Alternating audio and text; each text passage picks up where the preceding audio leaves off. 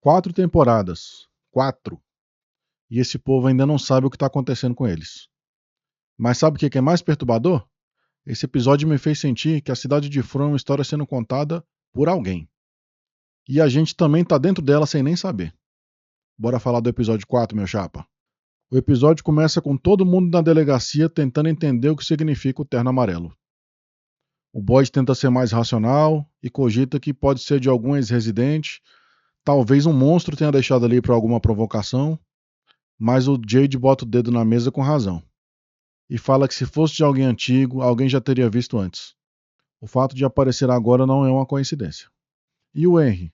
O Henry está chocado com a própria existência. As pinturas que a Miranda deixava no porão, o homem de amarelo, o menino de branco eram reais. Ele passa a vida toda achando que eram alucinações e agora percebe que são forças vivas dentro da cidade. E aí vem uma das partes que eu acho mais irritante da série. O Boyd manda todo mundo ficar quieto, pois ele sabe que estão em desvantagem e quer tentar avançar em algo primeiro. No fim, todo mundo sabe um pedaço, mas ninguém sabe o todo. 4 temporadas de segredo à toa. Enquanto isso, a Sofia vai morar com a Sarah, e aqui o episódio começa a revelar o que isso significa.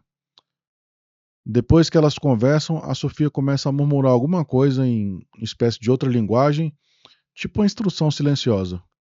E a Sarah começa a ouvir vozes na cabeça de novo. As mesmas vozes que já tentaram fazer ela matar o Ethan.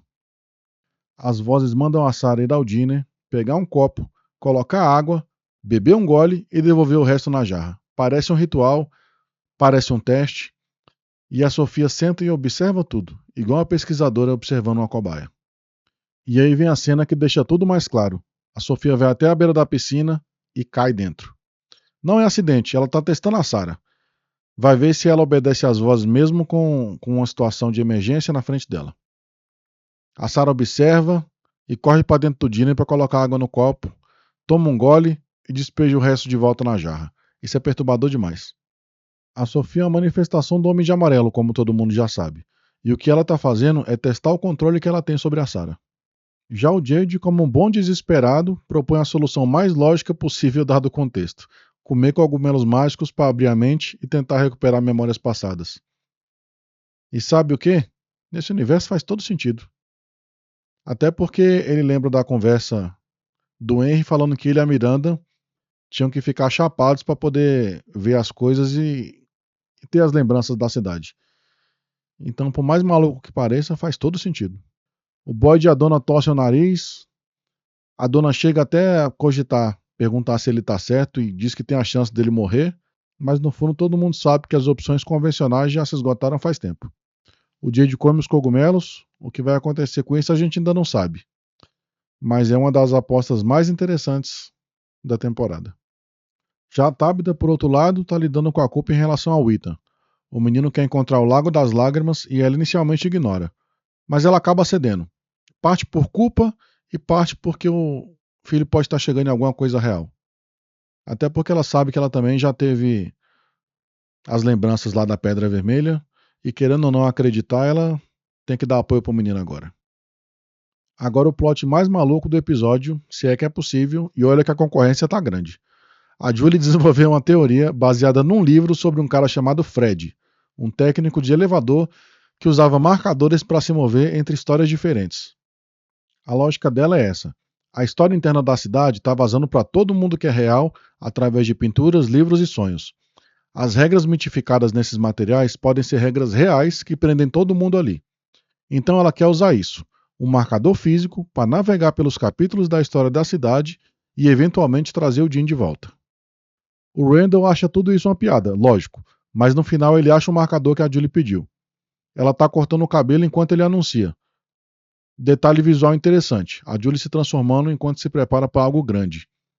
Ela corta o cabelo, porque lembra do que aconteceu no outro episódio, né? Assim que ela atravessou, o monstro agarrou ela pelos cabelos, então ela já avisa que está se preparando. Logo eles vão para as ruínas, a Julie entra em convulsão, que é o jeito do Storywalker que se manifesta, e ela vai parar justo no dia em que o Homem de Amarelo massacrou todo mundo no ciclo passado. E aí ela vê ele, devorando o fígado de alguém. O Homem de Amarelo corre em direção a ela, ela entra em pânico, larga o marcador e o Randall puxa ela de volta. O marcador não funcionou, sem marca, sem conexão. Mas aqui vai um detalhe que ninguém pode ignorar. O Homem de Amarelo não reconheceu a Julie. Ele foi atrás dela como se fosse mais uma sobrevivente daquele ciclo. Mas no episódio 1 dessa temporada, ele diz para ela que eles precisavam parar de se encontrar assim. Isso significa que esse encontro de agora é o primeiro e vai ter mais. O Storywalker vai funcionar em algum momento. A Julie está no caminho certo. Agora vamos pro Victor. Ele sempre guardou mais do que ele fala. Nesse episódio, ele faz duas coisas muito importantes. Primeiro, continua medindo a distância entre a Colony House e a linha das árvores para calcular o envelhecimento do ciclo. E foi confirmado. Está começando mais rápido do que deveria. Segundo, aqui acho que é a parte mais pesada do episódio. O Victor leva o pai dele lá no caminhão, onde ele guarda as coisas, desenterra uns desenhos antigos e explica para o pai como o Homem de Amarelo age.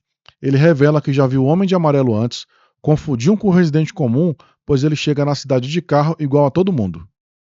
E aqui vai a parte ruim, e que o traumatizou. Ele viu devorar sua mãe. Isso explica aquela reação visceral que o Victor teve quando viu o terno, que ele chegou a se urinar. Não foi medo de uma roupa, foi a memória de assistir a sua mãe sendo devorada. Naquela hora eu acho que destravou a memória dele. Enquanto isso, a Fátima está fazendo um golem de argila. Um golem. Aquela criatura do folclore judaico criada para proteger uma comunidade. Só que enrolaram demais aqui. O Boyd e o Kenny vão lá pelo menos 3 vezes para conseguir desenrolar alguma coisa. Muito lento. É a parte mais lenta. Toda vez que envolve a Fátima, o episódio não anda. O Boyd vai falar com ela, o Kenny leva o Boyd até ela umas 2 vezes, ela explica, e finalmente, a última vez que eles vão lá, ela explica para eles que ainda tem uma ligação com o Smiley, o sorriso. Ela fala que como a criatura nasceu dela, ela tem uma conexão, ela sente ele e ele sente ela. Ele sente os medos e as sensações que ela está tendo no momento.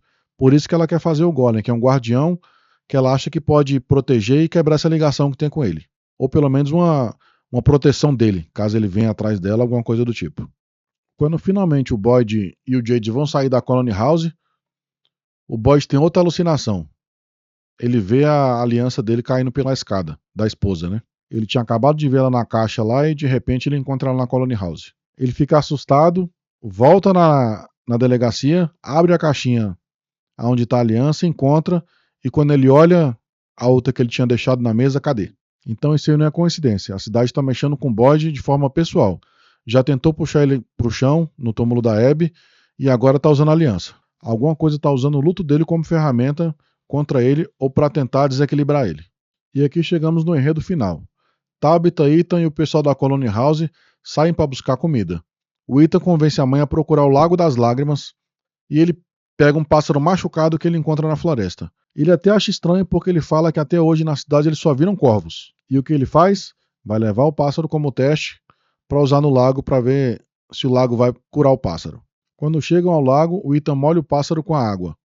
E então alguém encontra uma corda, puxa e do lago emerge uma rede, com algo dentro. O que pode ter lá dentro? Corpos, objetos dos ciclos anteriores, Miranda e Eloise.